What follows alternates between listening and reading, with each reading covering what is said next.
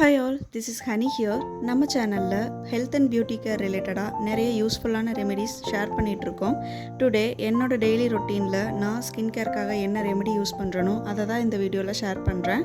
இந்த மாதிரி யூஸ்ஃபுல்லான ரெமெடிஸ் தெரிஞ்சுக்கிறதுக்கு நம்மளோட சேனலை சப்ஸ்கிரைப் பண்ணிக்கோங்க, பக்கத்தில் இருக்கிற பெல் ஐக்கானை கிளிக் பண்ணிக்கோங்க. இப்போ குயிக்காக வீடியோக்குள்ளே போயிடலாம். வெல்கம் டு ஹனிபவி விலாக்ஸ். நம்ம இன்க்ரீடியன்ட்ஸில் மெயினாக கேரட் எடுத்துக்கிறோம். அதை எடுத்துகிட்டு இந்த மாதிரி நல்லா கட் பண்ணி ஒரு மிக்ஸி ஜாரில் போட்டு நல்லா பேஸ்ட் பண்ணி எடுத்துக்கலாம். நெக்ஸ்ட் ரா மஞ்சள் எடுத்து அரைச்சி பேஸ்ட் பண்ணி வச்சுருக்கேன்.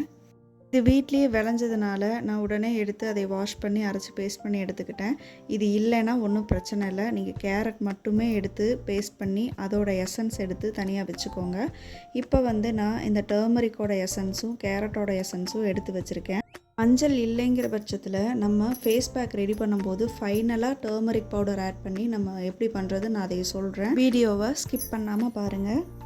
இப்போது இந்த டர்மரிக் அண்ட் கேரட்டோட இந்த சாலிட் இருக்குல்ல, இது நம்ம வேஸ்ட் பண்ண போகிறது கிடையாது. ஏன் அப்படின்னா இதில் இருக்கிற எசன்ஸ் நம்ம எந்த அளவுக்கு வருதோ அந்தளவுக்கு தான் நம்ம எடுத்திருக்கோம். ரொம்ப பிழிஞ்சு அந்த மாதிரி எசன்ஸ் எடுக்கல. அதனால் இதுலேயும் அந்த எசன்ஸோட எஃபெக்ட் இருக்குது. ஸோ நம்ம இதை வச்சு சீரம் ரெடி பண்ண போகிறோம். அதையும் எப்படி ரெடி பண்ணுறதுன்னு நான் சொல்லிடுறேன். இப்போ நம்ம அந்த எடுத்து வச்ச எசன்ஸை ஒரு நல்ல ஏர்டைட் கண்டெய்னரில் இந்த மாதிரி ஸ்டோர் பண்ணி வைக்கிறோம். கேரட் அண்ட் டர்மரிக் இந்த ரெண்டு எசன்ஸுமே ஈக்குவல் குவான்டிட்டியில் தான் நான் எடுத்திருக்கேன்.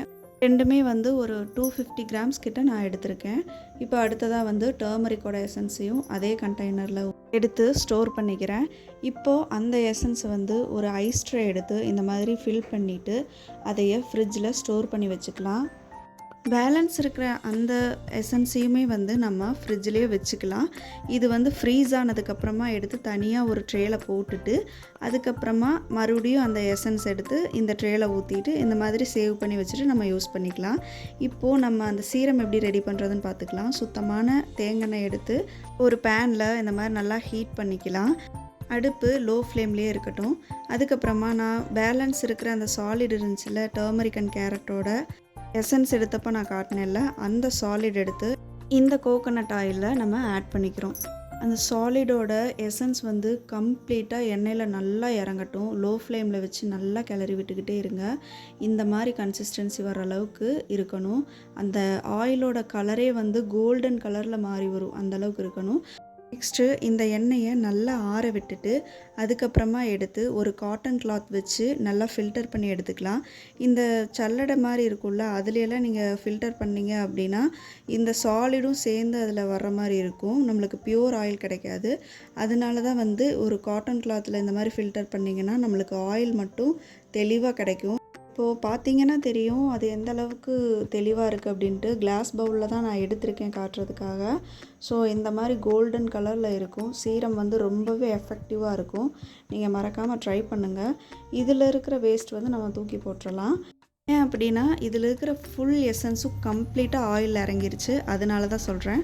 இப்போது இந்த சீரம் ஒரு ஏர்டைட் கண்டெய்னரில் ஸ்டோர் பண்ணிவிட்டு ரூம் டெம்பரேச்சர்லேயே வச்சு நீங்கள் யூஸ் பண்ணிக்கலாம்.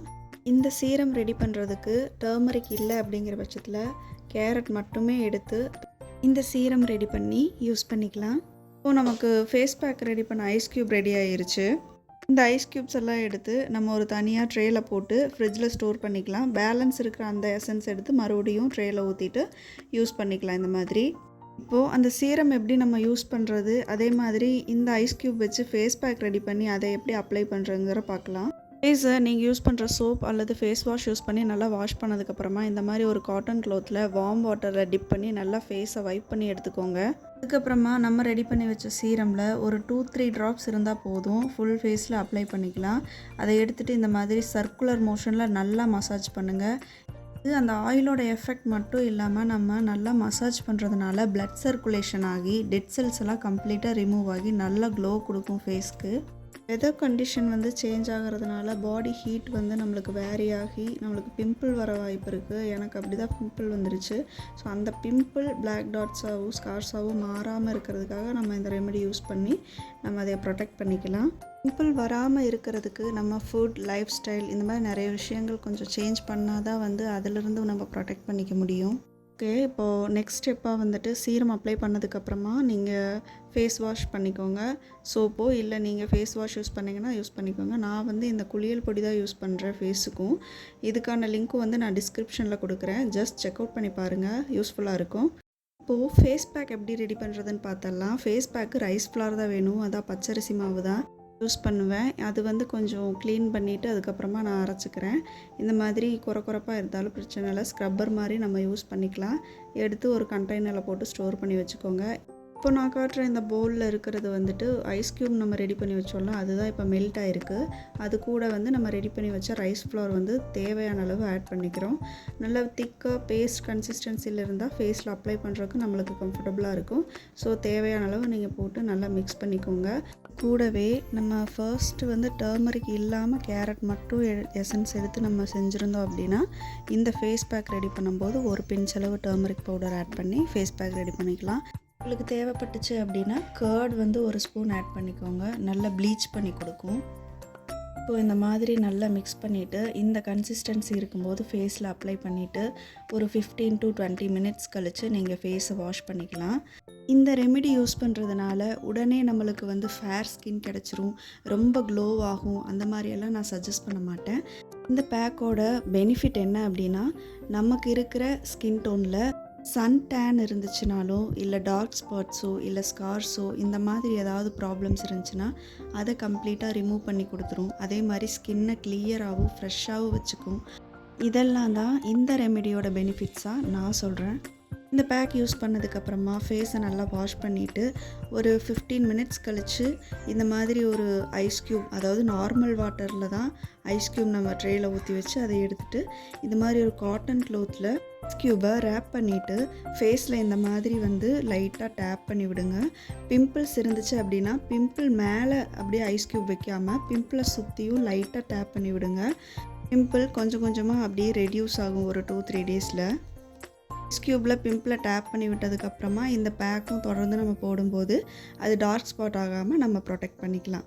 ஓகே கைஸ், அவ்வளோதான் இந்த வீடியோவில் சீரம், ஃபேஸ் பேக், ஃபைனலாக ஐஸ் க்யூப் வச்சு டேப் பண்ணியிருக்கோம். இதெல்லாம் எப்படி யூஸ் பண்ணுறதுன்னு நம்ம சொல்லியிருக்கோம். நீங்களும் இந்த ரெமெடி ட்ரை பண்ணி பார்த்துட்டு கமெண்ட் செக்ஷனில் உங்களோட ஃபீட்பேக் கொடுங்க. என்னோடய பர்சனல் எக்ஸ்பீரியன்ஸ் தான் இங்கே நான் உங்களோட ஷேர் பண்ணியிருக்கேன்.